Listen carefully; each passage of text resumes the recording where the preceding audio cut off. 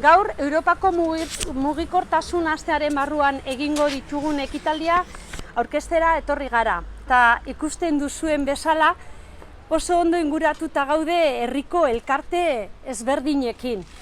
Oinezkoentzako eta bizikletentzako eredu berriak berreskuratzen saiatzen ari gara eta kale hau, San Agustin alde, horren adibide bada.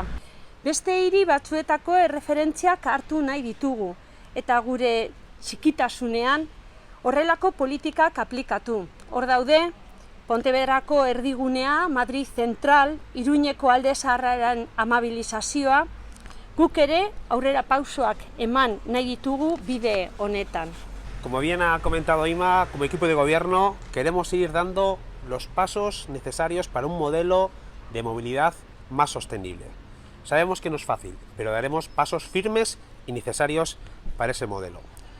Todas y todos nos acordamos cuando en lo que era la propia plaza del ayuntamiento pues se aparcaban los coches o había muchos vehículos aparcados ahí.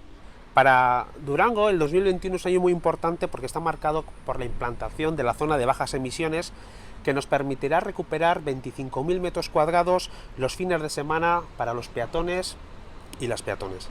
Esperamos que este fin de semana las actividades nos ayuden a irnos concienciando a la ciudadanía en la necesidad de recuperar estos espacios para el peatón.